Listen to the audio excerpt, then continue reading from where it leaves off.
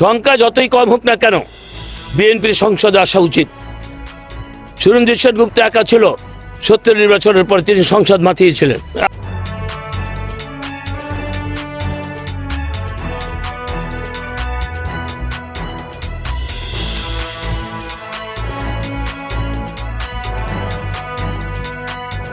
আজ সকাল থেকেই দেশের বিভিন্ন সংবাদ মাধ্যম, অনলাইন পোর্টাল, টেলিভিশনের লাইভ সম্প্রচার এবং সামাজিক যোগাযোগ মাধ্যমে একটি বিষয় বিশেষভাবে নজর কাড়ছিল। বর্ষিয়ান রাজনীতিবিদ, মহান মুক্তিযুদ্ধের অন্যতম সংগঠক এবং ৬৯-এর গণ অভ্যুত্থানের অন্যতম নেতৃত্বদানকারী তোফায়েল আহমেদের জানাজা ও দাফনকে ঘিরে কী ঘটছে সেটি জানতে মানুষের আগ্রহ ছিল চোখে পড়ার মতো। বিশেষ করে আগের দিন ঢাকার ধানমন্ডির তাকওয়া মসজিদে জানাজা শেষে জয় বাংলা স্লোগান দেওয়াকে কেন্দ্র করে যে উত্তেজনাপূর্ণ পরিস্থিতির সৃষ্টি হয়েছিল এবং পুলিশ যেভাবে অভিযান চালিয়ে কয়েকজনকে আটক করেছিল, সেই ঘটনার পর থেকেই সাধারণ মানুষের কৌতূহল আরও বেড়ে যায়। অনেকেই অপেক্ষা করছিলেন পরবর্তী ঘটনা প্রবাহ দেখার জন্য। এর মধ্যে শহীদ মিনারে একটি কর্মসূচির আলোচনা ছড়িয়ে পড়ে। বিভিন্ন মাধ্যমে খবর আসে যে সেখানে গায়েবানা জানাজা কিংবা স্মরণমূলক আয়োজন হতে পারে।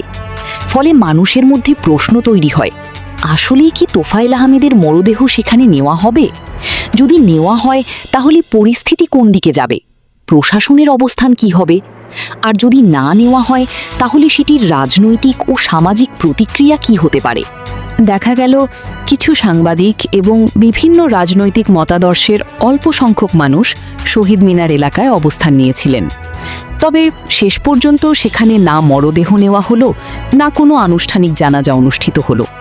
ফলে সেই অধ্যায়ের সমাপ্তি ঘটে অপেক্ষাকৃত শান্তভাবেই। কিন্তু ঢাকার চিত্রের বিপরীতে ভোলায় একেবারে ভিন্ন দৃশ্য দেখা গেল। সকাল থেকেই জানাজার প্রস্তুতি চলছিল। এমন সময় বিভিন্ন অনলাইন লাইভে দেখা যায় যুবদলের কিছু নেতাকর্মী সেখানে অবস্থান নিয়ে স্লোগান দিচ্ছেন। তাদের বক্তব্য ছিল তারা এই জানাজা অনুষ্ঠিত হতে দেবেন না। তারা অতীতের কিছু ঘটনার উদাহরণ টেনে নিজেদের অবস্থান ব্যাখ্যা করার চেষ্টা করছিলেন। কিন্তু শুধু প্রতিবাদে সীমাবদ্ধ না থেকে তারা জানাজার জন্য প্রস্তুত করা শামিয়ানাও খুলে ফেলেন। ঘটনাটি অনেকের কাছেই বিস্ময়কর এবং উদ্বেগজনক মনে হয়েছে, কারণ একজন প্রয়াত রাজনৈতিক ব্যক্তিত্বের শেষ বিদায়কে কেন্দ্র করে এমন পরিস্থিতি দেশের মানুষের কাছে একটি সংবেদনশীল বিষয় হিসেবেই বিবেচিত হয়েছে। তবে এরপর যা ঘটল সেটি সম্ভবত দিনের সবচেয়ে আলোচিত দৃশ্য। তোফায়েল আহমেদের মরদেহ বহনকারী হেলিকপ্টার ভোলায় অবতরণ করার পর মুহূর্তের মধ্যেই যেন পুরো পরিবেশ বদলে যেতে শুরু করে। চারপাশ থেকে মানুষ আসতে শুরু করে। ক্রমে সেটি বিশাল জনসমুদ্রে পরিণত হয়। যারা লাইভ সম্প্রচার দেখছিলেন তাদের অনেকেই হয়তো একই প্রশ্ন করেছেন, এত মানুষ কোথা থেকে এলো? তিনি যখন ভোলায় বড় কোনো কর্মসূচি করতেন তখন প্রায়ই বিভিন্ন সংবাদ মাধ্যমের প্রতিনিধিদের আমন্ত্রণ জানানো হতো। দেশের শীর্ষস্থানীয় অধিকাংশ গণমাধ্যমই সেই সব আয়োজন কাভার করত। সেই অভিজ্ঞতা থেকে আমি জানি ভোলায় তার জনসভা বা রাজনৈতিক সমাবেশে মানুষের উপস্থিতি কতটা ব্যাপক হতো। আর আজকের জানাজায় যে জনস্রোত দেখা গেল সেটি যেন সেই স্মৃতিগুলোকেই আবার নতুন করে মনে করিয়ে দিল।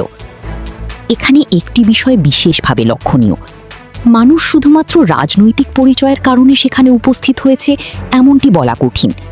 বরং অনেকেই এসেছেন একজন দীর্ঘদিনের জনপ্রতিনিধি, একজন পরিচিত মুখ এবং এলাকার সঙ্গে নিবিড়ভাবে সম্পৃক্ত একজন রাজনীতিবিদকে শেষ শ্রদ্ধা জানানোর জন্য।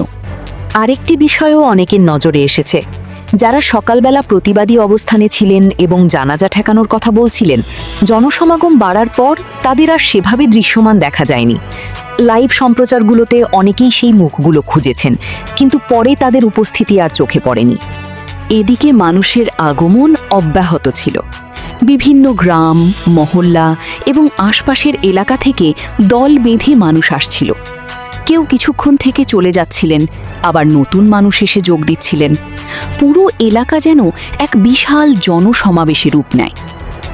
তোফায়েল আহমেদের ব্যক্তিগত জীবন, রাজনৈতিক জীবন কিংবা সিদ্ধান্ত নিয়ে বিতর্ক নেই এমন দাবি কেউ করবে না।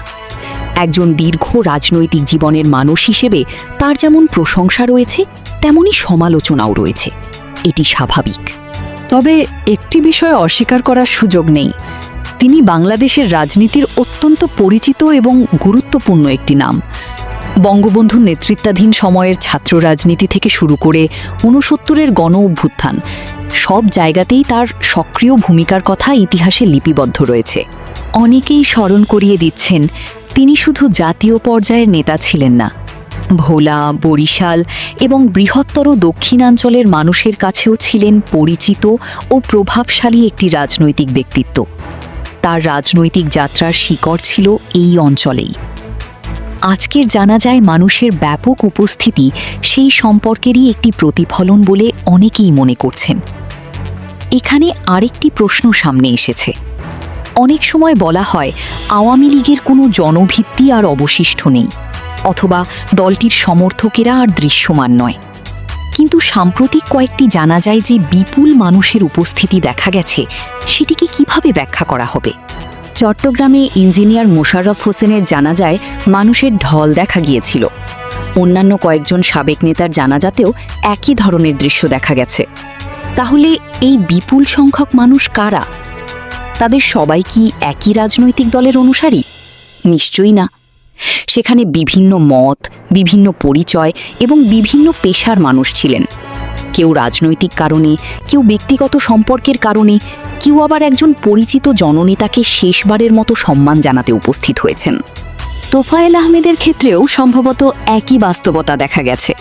তার জানাজায় শুধু একটি রাজনৈতিক দলের মানুষ ছিলেন এমনটা বলা যাবে না, বরং দলমত নির্বিশেষে বহু মানুষ সেখানে উপস্থিত হয়েছিলেন। জানাজার আগে বক্তৃতাগুলোতেও বারবার একটি কথাই উঠে এসেছে, তিনি রাজনৈতিক মতভেদ থাকা সত্ত্বেও সাধারণ মানুষের সঙ্গে যোগাযোগ বজায় রেখেছিলেন এবং বহু মানুষের ভালোবাসা অর্জন করেছিলেন।